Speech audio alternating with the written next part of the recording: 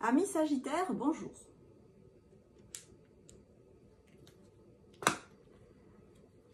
Alors, on va parler des énergies de la nouvelle lune, la 1er de janvier. Je vais tirer les cartes et on se retrouve juste après.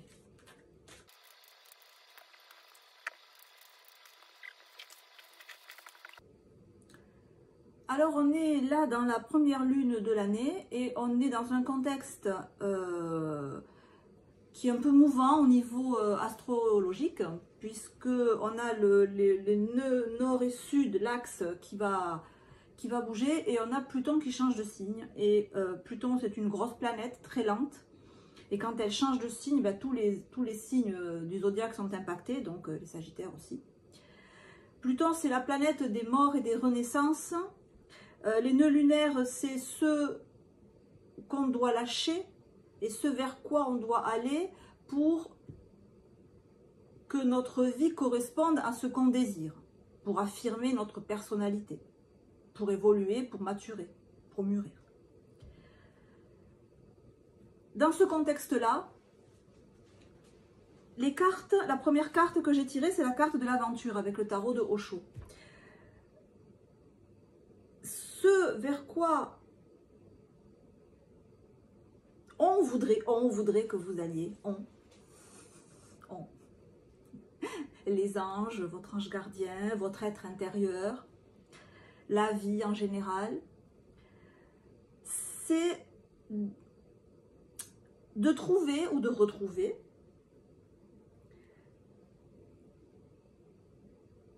le courage, mais le courage dans le sens j'y vais sans trop penser aux conséquences. Vous voyez le petit enfant qui apprend à marcher en fait. Il ne sait même pas qu'il risque de tomber parce qu'il n'est jamais tombé. C'est d'aller vers ce qui vous attire, vers vos désirs, vers vos envies. D'y aller avec la naïveté. Naïveté dans le sens absence de concept, absence d'idées toutes faites. D'y aller avec un esprit neuf. De là à dire que le chemin qui vous est demandé de faire, c'est celui d'aller vers la redécouverte de votre enfant intérieur, la redécouverte, l'expression de votre élan, l'expression de votre fougue, de retrouver votre rayonnement intérieur, parce que ce rayonnement intérieur on le voit sur la carte, cet arc-en-ciel en fait, et cet enfant qui va vers cet arc-en-ciel, et on le voit tout petit sur ce chemin, on dirait qu'il y a des arbres, que c'est une forêt, on peut avoir peur, on dit oh là là, il va aller où ce petit enfant, est-ce qu'il va pas se faire mal, est-ce qu'il va pas se faire manger par les loups, enfin bref, tout ce qu'on peut imaginer quand on est adulte. Et lui en fait il sait pas tout ça, et il y va parce que c'est beau, et qu'il va vers le beau en fait, il va vers le beau en lui, et il va vers le beau en lui, alors qu'il y a tout un monde à côté qui se fait face, qui se dispute, comme c'est la carte de la dispute,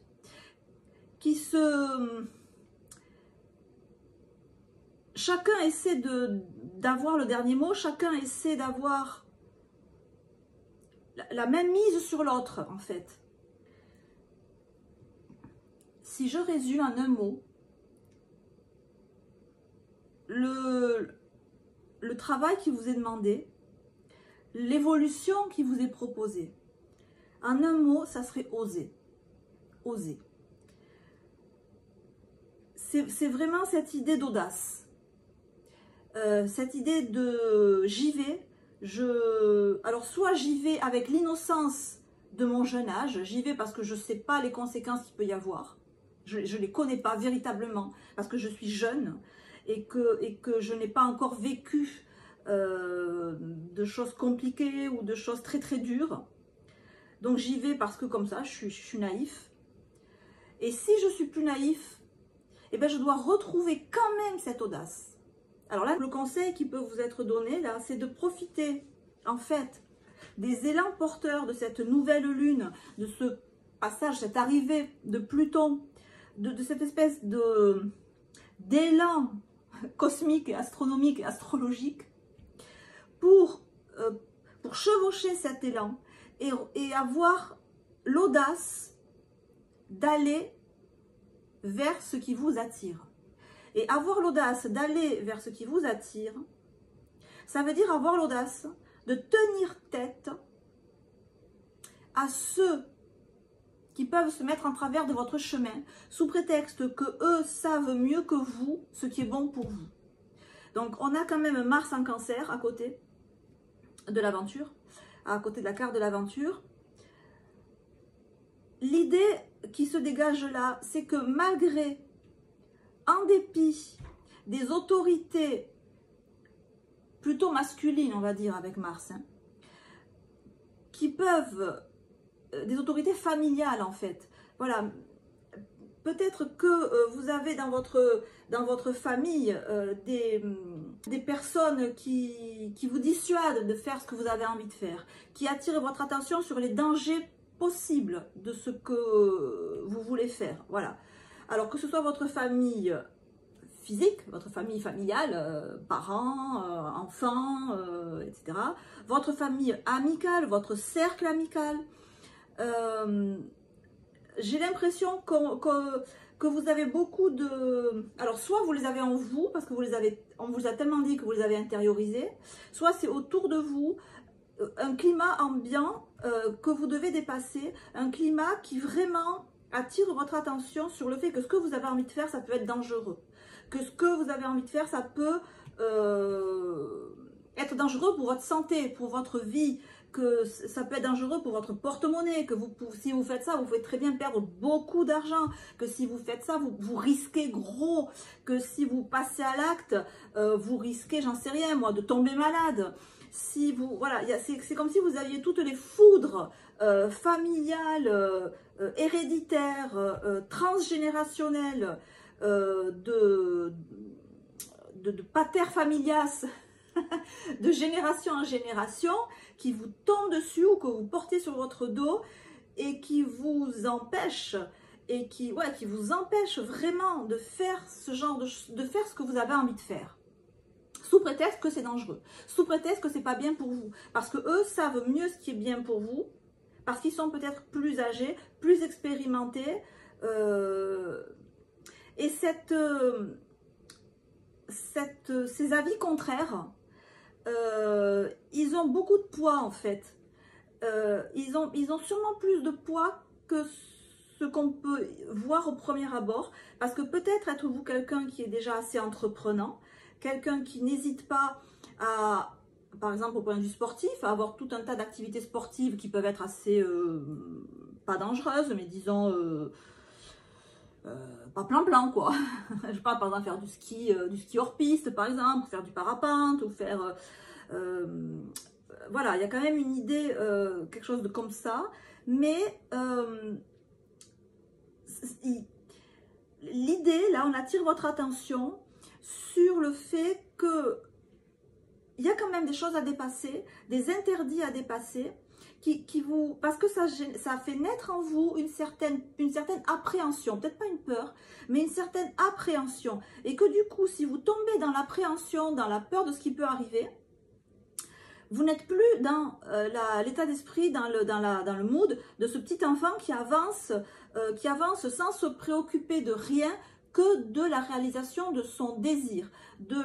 Voilà, je pars, il y a quelque chose qui m'intéresse, qui m'interpelle, qui me fait avancer, j'y vais. Et c'est comme si on se mettait en travers de ce qui vous fait avancer dans la vie. Si on vous bloque ce qui vous fait avancer, vous vous arrêtez. La vie n'aime pas l'arrêt, n'est-ce pas? Il n'y a rien qui ne bouge pas dans la vie, tout évolue, tout se transforme. Et là, c'est ça que vous avez à dépasser en fait. Alors encore une fois, c'est soit à l'extérieur de vous, soit à l'intérieur de vous. C'est des voix dans votre famille, c'est des voix, des conseils, des conseils de prudence qu'on peut vous asséner à longueur de journée, que vous pouvez finir par intérioriser.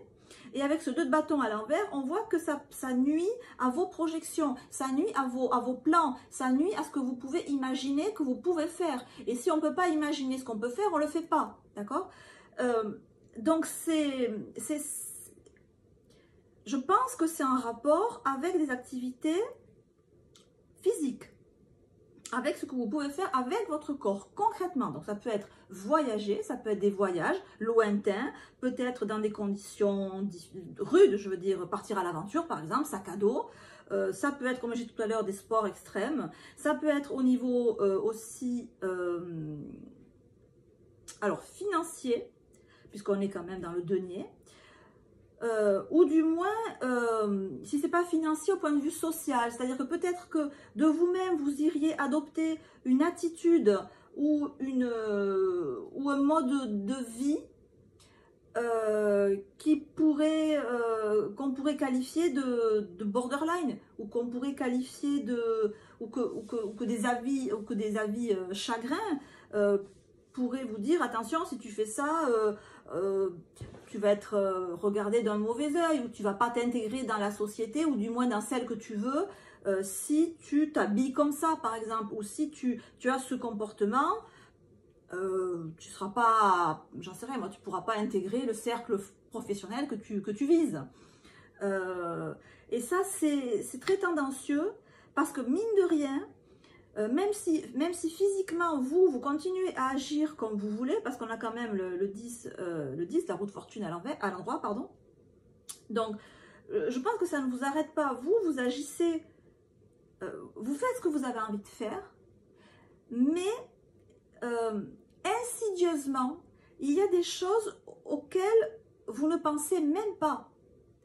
Et vous n'y pensez pas parce qu'il y a une espèce de couvercle inconscient qui est dessus à cause justement de ces pseudo-bons conseils qu'on vous donne, que vous avez intégrés, qu'on vous a donné de familial, de génération, ça se trouve depuis plusieurs décennies, plusieurs vies, tout ce que vous voulez.